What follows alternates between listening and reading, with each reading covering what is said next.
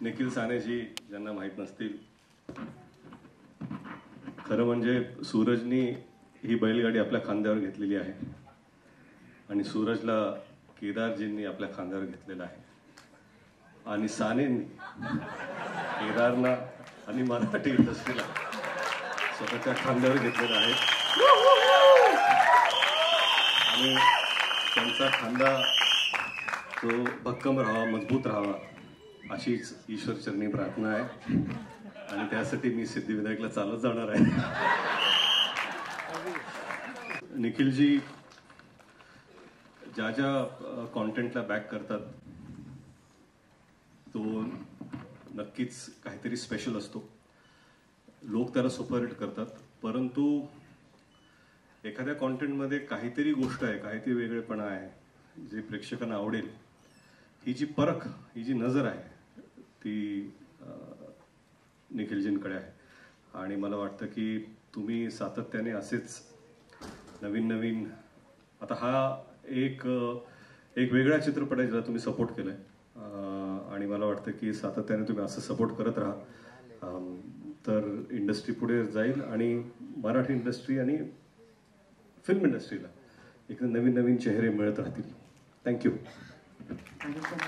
मला कसं आहे, मला वाचायला येत नाही आणि वाकड ते काय म्हणतात, वाकड ऑटोग्राफ ठीक आहे, सही सही बोला येत नाही. बोबड बोलतो पण क्वालिटी बोलतो ना, नाही करा.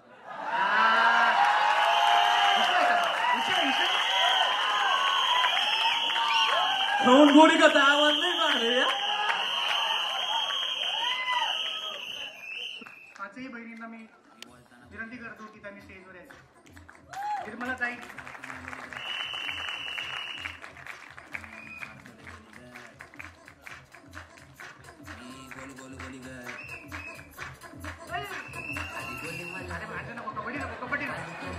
त्यांना सवय आहे. झापूक झुपूक झापूक झुपूक. सूरज चव्हाण आणि त्याच्या पाठीशी गंभीरपणे उभ्या राहणार आहे त्याच्या बहिणी.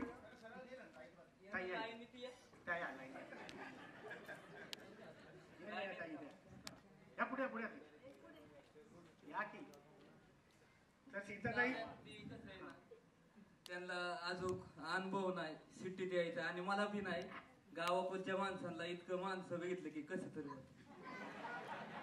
दबाव येतो. तुमचं नाही, तुम्ही राहता आमचा एक वेगळा शो होऊ शकतो. नक्की विचार. तर मी सगळ्यात आधी सीताताईला विचारतो की सीताताई, पूर्वी इतके खडतर दिवस तुम्ही जगलात एकत्र, सगळा प्रवास इथपर्यंत सूरजचा तुम्ही पाहिलाय. तुम्हाला काय वाटतंय आज सूरज हिरो झालाय, टॉपचा किंग झालाय आणि आज आई अप्पा असते तर त्यांना काय वाटतं? मला खूप म्हणजे भारी वाटते आता की तुम्ही आलता पहिल्यांदा त्यावेळेस आहे ना, तर नाही म्हणत होता बिग बॉसच्या शोला पण यायला, पण त्याला मी एकच म्हणलं की तुझं गेला तर तुझं घर होईल. पण केदार सरांमुळे त्याला एवढा मोठा पिक्चर भेटलाय, एवढा मोठ्या शो मध्ये तो गेला, एवढा मोठा स्टार झाला, आम्हाला खूप आनंद झाला.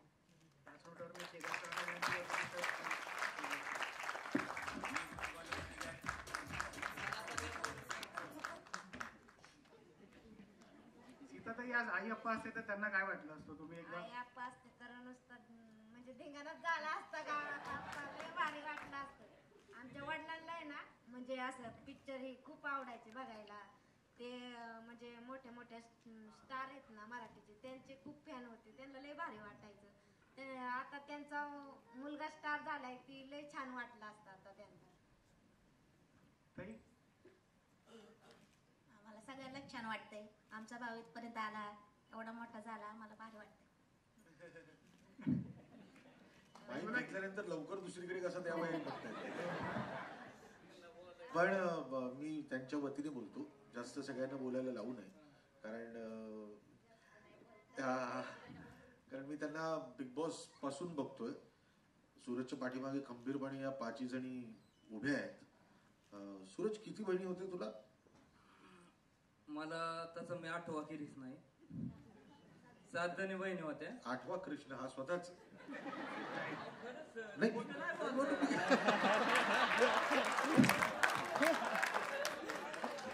काय बोलायचं, आई मोरे माता आणि देवांनी आम्हाला जन्म दिलाय तर ते चांगलं क्वालिटी धिंगाणा घालाय महाराष्ट्राच्या राज्य करायचं हक्क. नाही पण आता आई वडिलांची आठवण येते का या क्षणी? आई बापांचीच, माझ्या आई आप्पाचीच पुण्याई. मी आमचं वारग होतं, शेरडा होत्या, मी लय छोटा होतो आणि रानात जायचो तर आप्पा म्हणायचा तू शाळेत जा, आई म्हणायची की तू शाळा शिकून मोठा हो. पण आप्पा काय म्हणायचा, माझा लाडका मुलगा आहे, ते नाही शिकला तरी चालन, माझं एकूण ते एक आहे. तुला त्यामुळे हा शिकला नाही? मला कसं आहे, मला वाचायला यायला येत नाही, कशाला जायचंय नाही येत. येत असं तर गेलं असतं, आनंदात जाख्या मारून आलो. तेव्हा मी खरं एक तुम्हा सगळ्या पत्रकार मित्रांना सांगतो की हा जो एक रॉ पणा आहे ना त्याच्यातला, हा जो एक स्वच्छंदीपणा आहे ना, बेफिकीरपणा आहे ना, हेच कॅरेक्टर आहे. सूरज चव्हाणला हिरो म्हणून सादर करण्याचा अट्टहास नाहीये. मला असं वाटतं की अभिनय किंवा कुठल्याही कलेत येणं ही कुठल्या एका वर्गाची मक्तेदारी नाही होऊ शकत. एक नासूनच काय उपयोग नाही, काला सावलाय पण क्वालिटी ज्या मारल्याशिवाय राहणार नाही आणि टॉपला गेल्याशिवाय चुकणार नाही कोणाचं. पॉझिटिव्हिटी असल्यावर सांगा मला कसं टॉपचा पिक्चर नाही होणार. बस तुझ्या काही बोलायचंच नाही. नाही झालं झालं माझं. आता आपण ट्रेलर दाखवू लोकांना. आपण खूप बोलतो ना, आता आपण खूप काम दाखवू चांगलं. Okay sir. याच नोटवर मी विनंती करतो, तुम्ही आल्याबद्दल तुमचं खरंच मनापासून याची एक गंमत सांगतो. याचा एक प्रॉब्लेम होता. तुम्ही बसा, तुम्ही बसा बसा. एक फोटो या.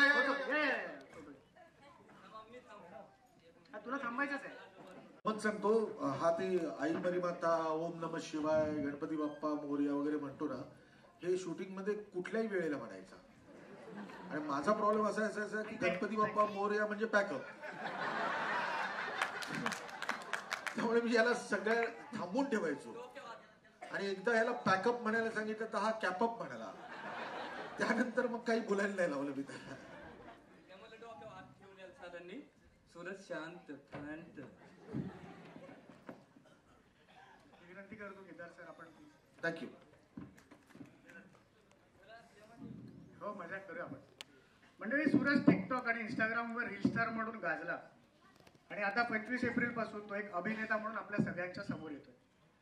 पण ह्या प्रवासात एक अत्यंत महत्वाची गोष्ट त्याच्या आयुष्यात घडली आणि ती म्हणजे बिग बॉस मराठी सीझन 5.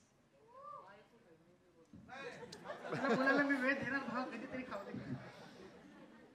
तर पुन्हा एकदा सेलिब्रेट करूया तीच बिग बॉसची सूरजची जर्नी. 2 मिनिटं.